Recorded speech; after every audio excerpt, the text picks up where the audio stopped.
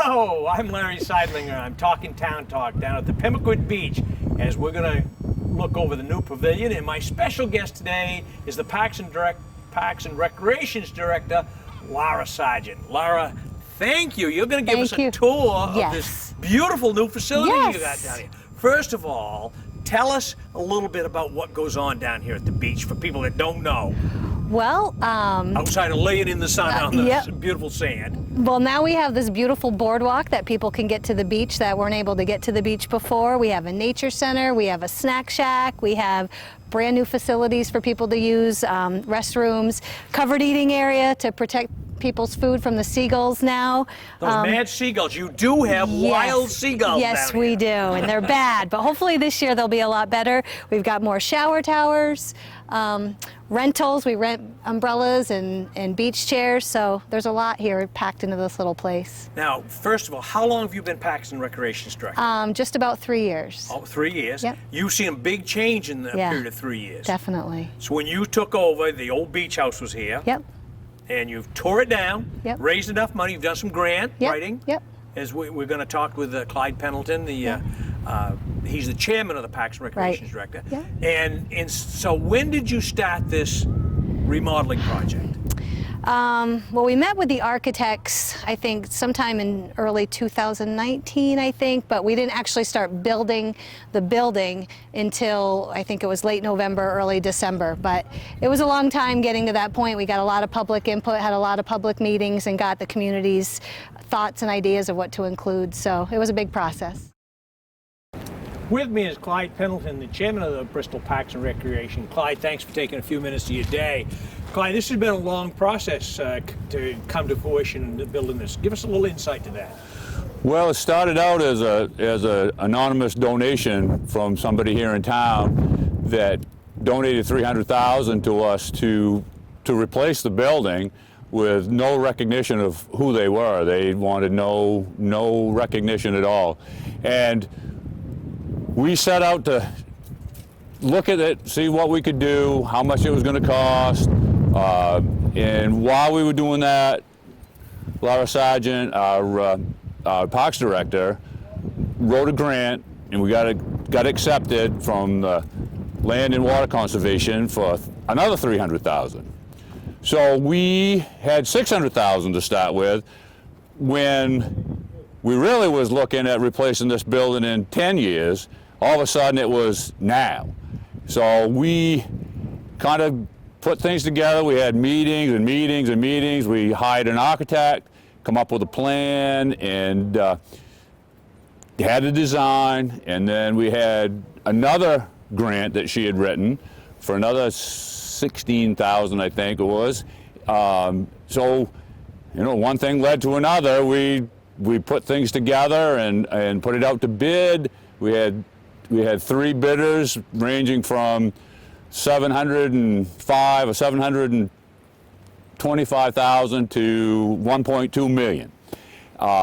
So we picked a middle bidder. Always had that throw out the high, throw out the low, pick the guy in the middle, and it ended up being contractors from right here in town, Ledge Walker Builders, and Neil Kimball, who was working with Paul Lehman III, and they put together the package, and we come to agreement on a price, and here we are. It was started out in September, hoping to get started in September, but we were held up with permitting and things like that. So probably it was November when we finally broke ground, and luckily for the contractors and us, the weather was open all winter, and we really got lucky. I mean, I wouldn't have wanted to work down here in January because I'm sure the wind just howled up through here, but they only had a handful of days that really were unbearable. So the facility certainly has turned out probably beyond your wildest dreams how pretty it is. With this COVID-19 thing, I know you originally talked about opening the 1st of July. Have you backed that up any? Well, I saw on the news this morning that York had opened a couple beaches, Wells had opened a couple beaches, so we may try to back it up till the weekend before, you know, that last week in June, and then because that's normally when we open the beach is the last week in June for full operation. So it should, if we did decide to do it then hopefully, you know, we wouldn't be any further behind than what we are. Obviously, we're not going to get the traffic that we probably would get over the summer because of fewer people will be around, I think. But for the most part, you know, I think we'll still, unless something happens again and they decide to close everything down, I think, you know, we should be all set. We're planning on opening the lighthouse Memorial Day weekend for full operation. That's usually opens Mother's Day, but we're going to open that probably that Thursday before Memorial Day weekend. So, but no, the facility is outstanding. Like you said, it's beyond our expectation. It looks a lot different than the architect's drawings. You know, I mean, they did a great job on the drawings, but it just with the pergola, you know, everything ties it all together. It really came out awesome. With me is Paul Lehman III, one of the contractors, one of the guys that built this beautiful pavilion. Paul, tell us a little something about this whole process. Well, it started, I think the bid process started late summer, and, you know, we figured we're local builders, so we'd... How good is that, just being a local builder and build something like this in your hometown? No, it's great. So we figured, what the heck, we're not going to be out of anything if we don't get the job. But after a long process, we were awarded the job, and very flattered, very honored to do it. And you know, we made it work. And I think building a place like this in our hometown, you know, we used a lot of local contractors, and they take pride in it. And it's something that many generations will be able to enjoy, and that's something to take pride in. The weather gods shined down on you this year. You didn't have to deal with too many bad days as far as weather goes. No blizzards. No blizzards. Probably some southwesterly breeze off the water was a little chilly. We really only had to shovel a couple times, and you know, for the most part, we had maybe 2 or 3 very windy, brutally cold days, but for the most part, it was manageable, and we lucked out. Any big obstacles you had to overcome? Not really. No, you know, working with the parks and the selectmen, it was just a very smooth operation, a really good working relationship that we established with them. We met once a week with the architect and the commissioners, and you know, everyone was on the same page. If we had any changes or different ideas, everyone was really open to, you know, making it happen. Yeah, to make it work out. So it was a great experience. So you must be excited looking for the great ribbon cutting that's going to be coming up here sometime. Well, hopefully we're able to do something like that, you know, with the whole pandemic going on. But, you know, one thing I'm really proud about is my grandfather Gordon. You know, he was the chair of the commission for 15 years, and you know, he really took pride in this place. He did. You know, he was my bus driver. He was great. Right. He had a lot of jobs, but you know, I'm really happy and honored that I was able to do something down here, and you know, privately, I've kind of dedicated this job to him. So. Well, good for you. Yeah. Good for you. And Grandma and Norma would have been really proud. They would have been really impressed. The only thing my grandfather would say, you know, $800,000. Geez, he would. I can see him kicking the dirt now. Yeah. That's right. Paul, thank you very much for setting it. Thanks, Larry. Beautiful Appreciate pavilion, it. loved it. I can't wait to bring my family down. Appreciate it. Thank you. How many guests, visitors, do you have to Pemaquid Beach on an average summer? Roughly 25 to 30,000 every year. And there goes and there's one a few, of them. and another. And here comes another one, folks. 25 to 30,000. Yeah. And down at, you also run the Pemaquid Lighthouse. Yes. And how many do you have down there? Roughly 70,000. So approximately 100,000 That's people visit these two locations. That's right. That's incredible. That's paying visitors. Paying visitors. Yeah, and then we have people from Bristol with Bristol Park passes that visit all the time. And us people from like Damascus, out-of-towners Yeah. that come for a big storm to watch the waves break. Yep. And right. check out the beach in the dead of right. January. Yep. It's good stuff. Yeah. Okay, well, are we ready to take this tour? Yes. All right. So here we are at the Snack Shack. I've heard great things about this, your Yes. food down here. Tell us a little something about that. Who runs the Snack Shack? So Warren Bustede and Beth Polimas that operate the Contented Soul run it with Tammy Legault managing it, and they do a great job. What's the specialty? My favorite is their fish tacos. But they're excellent, you know, fish sandwiches. They had a lot of healthy options for people as well as the not healthy options. So there's a little bit for everybody, which I think That would is be nice. my option. Yeah, I like the grease. Gotta have a certain amount of grease. Exactly. It's summertime. So now, what are the hours down here? First of all, what are the hours for the park, for the beach? So usually we open at 8 and we close around 4:30, and I think that's probably going to be the same this year. And I think the snack shack is open sometime. I don't know for sure what their hours are going to be this year, but I would say, you know, maybe 10:30 or 11 up till about 3 is my guess, but I could be wrong about that. With this COVID-19 thing, then everybody's got new precautions. What is the park? What are you looking at? Yeah, you're lucky you got a new facility to That's begin right. with. That really makes it Yep. probably a little easier. We just met with our safety consultant. We have a workplace safety consultant that came down here today, and we talked about different ideas. I mean, our biggest thing is going to be keeping people 6 feet apart, which one of our grounds people, one of the people we have on staff will have to monitor that on the beach. This boardwalk's only 6 feet across, so we're going to have to put some signs and some arrows showing, you know, single file each way to try to keep people as far apart there as we can. And we're probably going to have to do something with the bathrooms, not allowing, you know, everybody in at once, because like the women's room has 5 stalls and we can't allow that many people in there. So there's going to, and we'll have fewer picnic tables in the covered eating area. So there's going to be a lot of adjustments while this is going on for sure.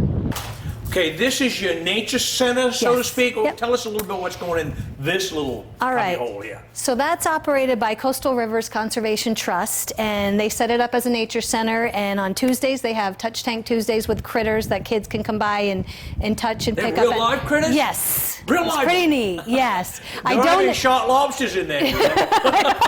No.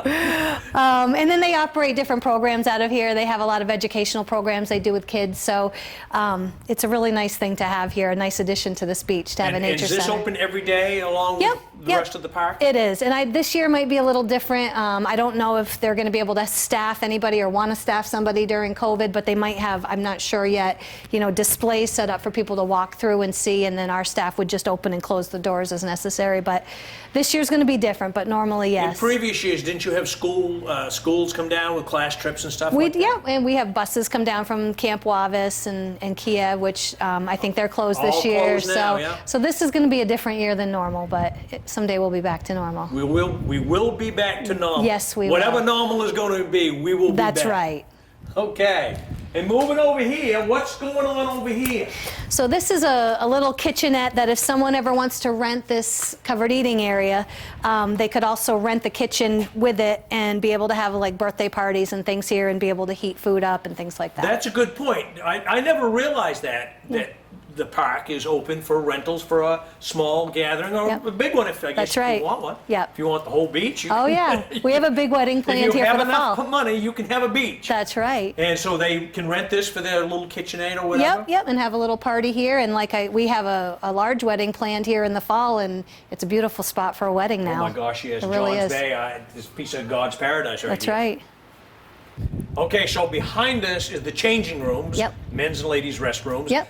Tell us a little bit about this. Now, these are a big improvement. Definitely, yeah. Our old building had 2 stalls in the ladies' room, and there was a line there. Constantly. Constantly. So now there's 5 stalls, 1 handicap, 4 non-handicap, 3 sinks, a shower, and then 4 changing areas Changing in there. areas. Yep. And the men's? The men's room has 1 stall and I think 2 urinals, showers, and changing areas as well. Okay, so this corner of the building is your rentals. Yes. What do you rent?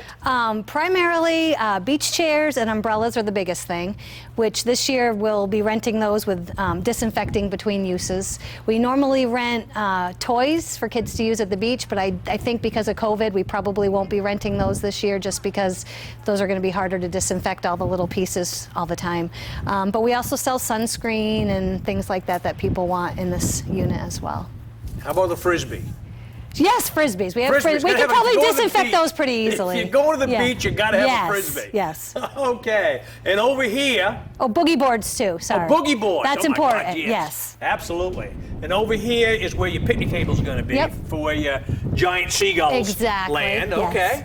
Okay, Lara, behind us is where it all starts, Yes, the ticket booth. that's When right. you first come into the park, Yep. this is where you go. Tell us what goes on in here. Oh, just people go right to this window. We'll have someone in there to give people a ticket. They pay to get in, which is going to be $5 this year. Or if you're a Bristol Park or a Bristol resident, you show your Bristol Parks pass here. And then this year this will be where we tell everybody, you know, what the new procedures are for COVID-19. Will you have a handout to give them? Possibly, or yeah, something like that? probably. And now it's $5 for adults, children?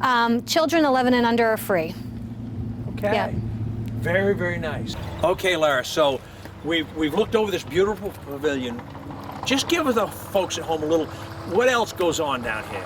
The Bristol Days and what Yep. else? So Old Bristol Days, we have events here. We have fireworks here at night. We have bands that play here. In the past, we've had, you know, bouncy houses and some wildlife encounter group that came with animals.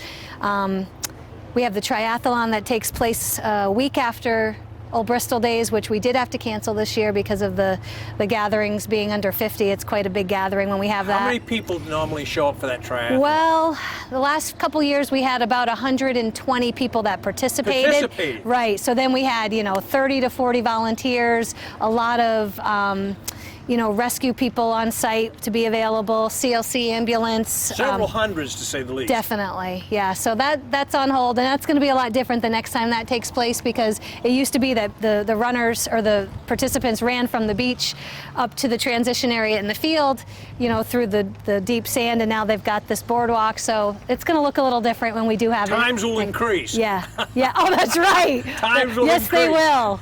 Yeah. Or if Dave and I were running, they would decrease. No. Because we wouldn't make it. Okay, folks, Lara and I are trying to keep our social distance. That's right. So we're going to walk you down the boardwalk, and I'm walking backwards. Lara, please stop me before the water comes over my head, okay? Maybe. Okay, here we go, folks. This, Lara, is gorgeous. And I really like this, because now you can go to the beach without filling your sneakers That's full of right. sand. Yes. Huh? Am I getting close to the water yet, Lara? Not even close. Tell us a little something about what inspired you guys to do a boardwalk. Two reasons. We wanted people that were in wheelchairs or had difficulty walking through the sand to be able to get to the beach. And this is handicapped. And this is handicapped accessible, ADA compliant. And then the second reason was we wanted to restore and preserve the dune grass here. So it serves two purposes, two really important purposes. Very nice. And you've got picnic tables spread out so people can enjoy, and a stage for the band for the Bristol Days, if we have a Bristol Days. Yep. Is that on or off yet? I don't know yet. Still up in the air, Still up folks. in the air. Just like Larry walking backwards. Soon we'll be up in the air. You've got lots of room, Larry. Soon. And I love this little sitting area right here. Yeah. This is really special. It is. This is really special. Yeah. We make our cameraman Dave Sven do a lot of work here, but water, it's Caribbean clear, isn't it? It is gorgeous. This is special, and people can just come bring their picnic lunch if they want. That's right. Yep. And if they're in a wheelchair, they can park right here and feel like they're right almost on the sand. So gorgeous. What a beautiful day. And the tide's down. Johns Bay at its finest. Yes. And soon it will be full of lobster traps. So folks, we're going to wrap up this week's Talkin' Town Talk. We've been at the Pimlico Beach seeing their new pavilion. A special guest, thanks to Lara Sargent, who is the Parks and Recreation's director, Clyde Pendleton, chairman of the Parks and Recreation, and Ledge Walker Builders co-owner Paul Lehman, who took us on a little tour and told us a little bit about what he went through building. It's a great facility. And we're going to leave you with a little moment of zen from Pimlico Beach. So for LCTV, I'm Larry Seidlinger. Join us next time, every Saturday night at 7 o'clock.